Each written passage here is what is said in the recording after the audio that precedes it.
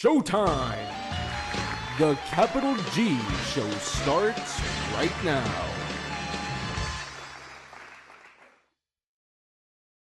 The three Egyptian god cards, Slifer the Sky Dragon, Obelisk the Tormentor, and the Winged Dragon of Ra. These are some of the most legendary and revered cards in Yu-Gi-Oh history, being known as not just some of the strongest cards ever to be seen in the anime, but also the centerpiece of DM's second and critically acclaimed season, the Battle City arc. When it comes to the anime, their status is among the elite, but in the real-life trading card game, their legacy tells a very different story. Many have often discussed why the god cards aren't played and why they never caught on in competitive Yu-Gi-Oh, but very few have ever asked the question why they were released so late in this game's life. The Battle City arc started airing in late 2002 in the United States, but Obelisk the Tormentor, the first of the legal god cards, wasn't released until 2010, during the 5Ds era. Ra and Slifer were even more egregious, being released in 2011 and 12 respectively. However, today I look to answer a question that's never directly been answered and really shed some light on why Konami delayed the release of the god cards for such a long time. First off, let me lay out my theory right here at the beginning, which of course I will back up with evidence throughout the video. As crazy as this sounds, my theory is that Konami believed the Egyptian god cards were in fact too powerful for the early days of Yu-Gi-Oh, and releasing them would have had a catastrophic effect on the game. Sounds crazy, right? Like something they'd actually say in Battle City, but really when I gave this theory some thought and backtracked to the DM days, shockingly enough, I agreed with that sentiment. Let me first say, for those who are unfamiliar with me, I've played this game since the release of the third booster set, Magic Ruler. I've also lived through all 6 eras of Yu-Gi-Oh, and I'm familiar with just about every single format the game has ever had. So I'm uniquely qualified to talk about the impact cards could have had in past eras because I've played through all of them. My first piece of evidence was the fact that in 2003, Konami did technically release an official Egyptian god card set in the Yu-Gi-Oh! Duel Monsters International Worldwide Edition video game for the Game Boy Advance. These cards looked identical to the ones in the anime, but were illegal for all officially sanctioned tournaments, and they didn't have their original effects on the card. This meant that they were nothing more than fanfare, but I also believe it shows due to their overwhelming popularity, Konami wanted people to have access to the gods for collecting purposes or for fun duels with friends, but at the same time completely inhibit the god's abilities to actually affect the competitive side of Yu-Gi-Oh! One of the first things I did in my research was to set a timeline for which Konami could have released the Egyptian gods. If you're not aware of this, in Yu-Gi-Oh! The 4 core booster sets, released 1 per season, directly follow the story of the current anime series. This is the reason why anime boss monsters and cards are always featured on the covers of the packs. Using this as a guide, you might be shocked to learn that Obelisk and Slifer both could have arrived as early as the 5th Yu-Gi-Oh! Booster set, Labyrinth of Nightmare. You see, Kaiba received Obelisk from Ishizu in episode 52. He then went on to use it to defeat Loomis and Umbra in his tag duel with Yugi in episodes 71 through 73. In this very duel, Loomis uses Mask of Restrict, the cover card of Labyrinth of Nightmare. Umbra also summons the Masked Beast, which was an ultra rare in this same set. Many of their cards appear in Labyrinth of Nightmare, that's how we can place it there. Slifer, on the other hand, was won by Yugi in episode 67 with his victory over Strings. Just like Loomis and Umbra,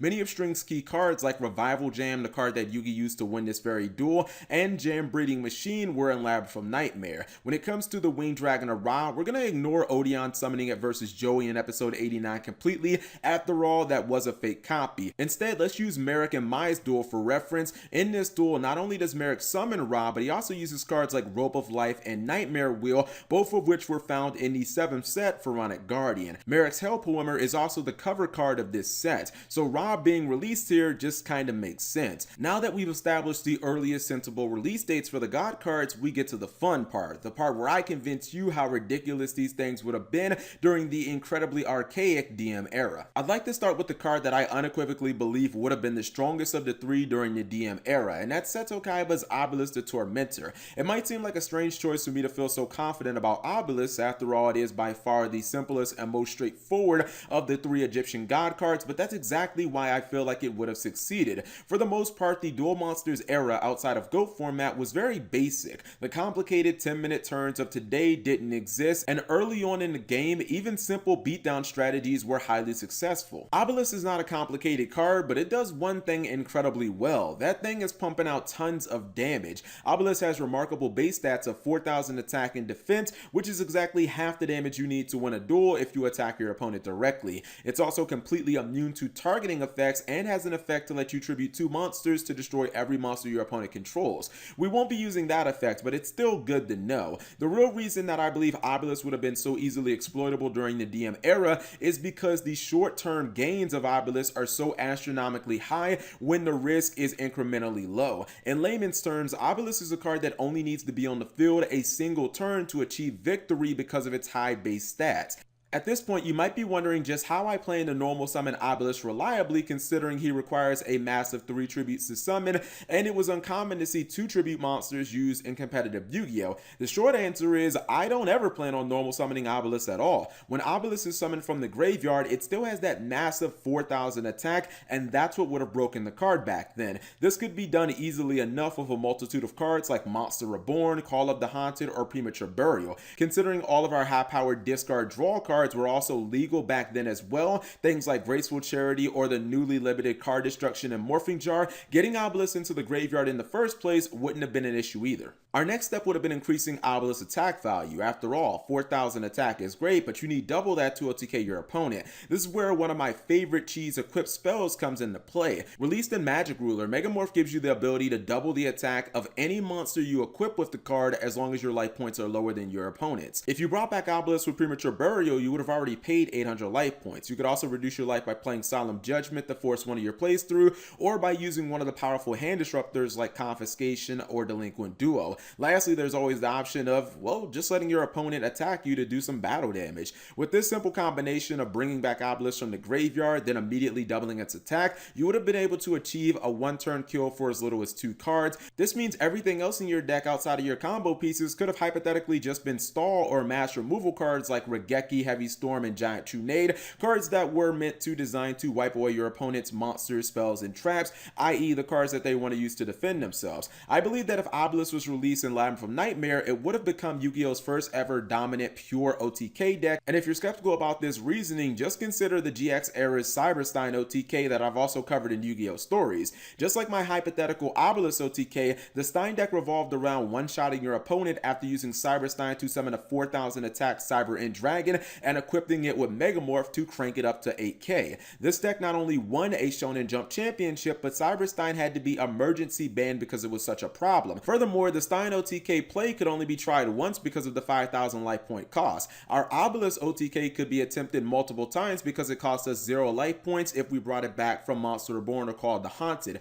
meaning that if it didn't go right, you could just stall for a couple of turns and then try it again. So the reason I feel so confident in my Obelisk OTK is because it's the same Shonen Jump winning formula that the Cyberstein OTK deck used 3 years after Labyrinth of Nightmare was released. The only real difference is the Obelisk OTK has significantly less risk. The final verdict of Obelisk is it would have been broken during the DM era. Next up was Yugioh Slifer the Sky Dragon, and I'll admit it was much more complicated than Obelisk. For starters, there were no practical cheese OTKs to be done with the card, despite the fact that a cheese OTK is exactly how Yugi won the damn thing in the first place. Slifer's attack adjusts depending on how many cards you hold in your hand at any given time. This means it can fluctuate even depending on your opponent's actions during their turn. Since Slifer didn't have a numbered original attack, Megamorph was out, and considering we weren't going to be able to OTK our opponent, the clause that made you send Slifer to the graveyard during the turn that you special summoned it was now incredibly relevant. Because of this, Slifer is a monster that during DM, not only were you going to have to normal summon, but it would be best served used as a control card. There weren't going to be any smoke and mirrors here. At first, I thought it wasn't a realistic possibility for competitive Yu-Gi-Oh! Slifer just wouldn't be cost effective, since it required 3 tributes and all. But then I bounced the idea of using Slifer purely as a control card. You could summon this thing and then have it shut down about half of the monsters your opponent commonly played. First, let's address the 3 tributes. If there was an era where you were ever going to pull off a 3 tribute monster, DM would definitely have been it. At this time, not only did we have Change of Heart and Snatch still legal, both of which would allow us to use our opponent's monsters for tribute, but we also had access to Soul Exchange being completely unlimited as well. Soul Exchange would have done the same exact thing, but at the cost of our battle phase. Considering that we're going to be using Slifer as a control card, I think that wouldn't have been much of a drawback. The next thing I thought about was Slifer's ability to reduce the attack of all monsters your opponent normal or special summon in attack mode by 2000, and if the result of the attack became 0, you'd get to kill the monster. Make no mistake about it, this is Slifer's best ability, and it would have been the entire point of running this card during the DM era. Every monster in the entire game at the time that was commonly normal summoned in competitive Yu-Gi-Oh! Would have fallen victim to this effect. Breaker the Magical Warrior, Magical Scientist, Don Zalug, the list goes on, and one very important factor about this is Slifer reduces the attack of your opponent's monster and destroys it as part of one effect. This is important because it means that it would have been ruled exactly like King Tanger Wenghu, which was a card that actually trumped Ignition Priority as we saw in its official Upper Deck ruling versus Exile Force. Of course, this is all a roundabout way of saying your opponent would not be able to summon a monster like Exile Force or Tribe Infecting Virus using Ignition Priority and attempt to destroy Slifer before Slifer destroyed them. This is huge because those were 2 of the best removal monsters in all of Yu-Gi-Oh! During the DM era. Instead, it would be much more likely that your opponent would rely on setting monsters like DD Warrior Lady or Flip Effects. The problem with that, of course, is that Nobleman of Crossout was one of the most popular cards in the game at the time and could easily snuff out that type of defensive strategy. Because of Slifer's ever-changing attack, I'd estimate that you'd want to hold on to at least 2 cards in your hand to keep up the pressure on your opponent as they set monsters, knowing that if they normal summoned anything level 4 or lower, it would simply die to Slifer. This would be your opportunity to mount your opponent offensively and take control of the duel. We've seen situations like this in the past, like the infamous Necros Genlock, where one player would be able to advance their game state, but the other would have their options heavily limited.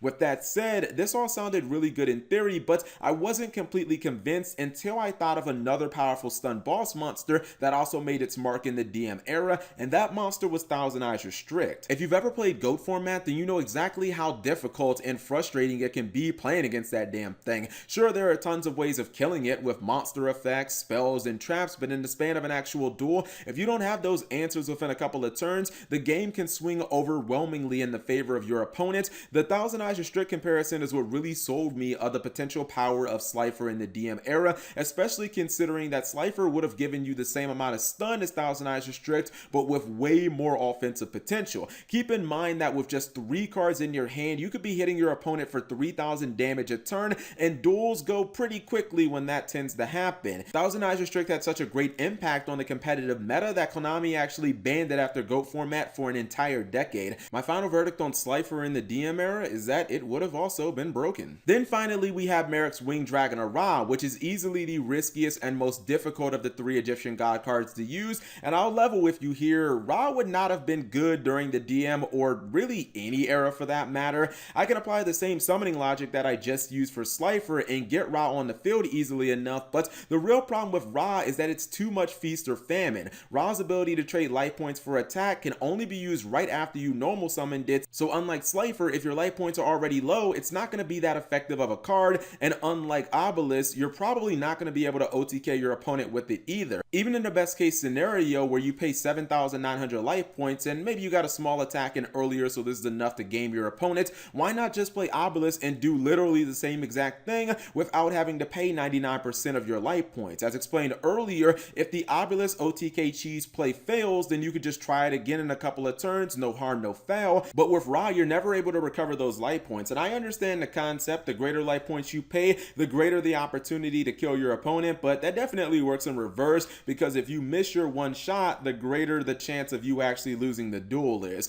Ra's other effect, to pay 1,000 life points to kill a monster, definitely would have been great if you could actually use it before paying the remainder of your life points. At least then it would have allowed for situations where maybe you want to pop a couple of monsters on your opponent's side of the field and then maybe use 5,000 or so life points to crank your Ra up and close them out, but even that is not a possibility. When I look at Ra, I just think that it doesn't excel at anything in particular that would be good in competitive Yu-Gi-Oh, it doesn't offer any self-protection or disruption during your opponent's turn, so it cannot be used as a control card, and it can't OTK reliably either, so it's not actually going to be a good cheese card in that case as well. Heck, I even considered the Spear Mode and Immortal Phoenix versions of Ra, but while Spear Mode works great now for breaking extra link boards, DM wasn't anywhere near as fast as Yu-Gi-Oh today, and many turn 1 plays consisted of just normal summoning or setting 1 monster, so Spear Mode wasn't going to be any good. Immortal Phoenix could have been okay because of its 4,000 attack and immunity to all other card effects, but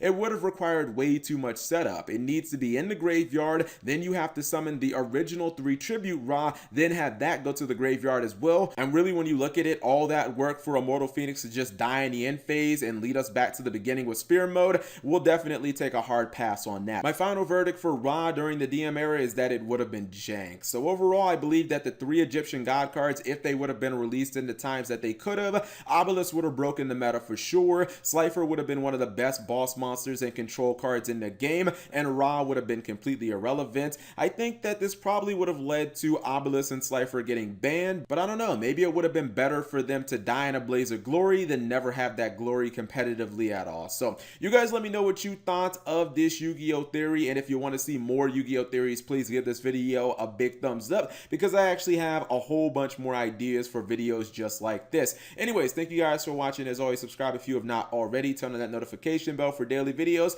and check out these other videos I know you'll enjoy.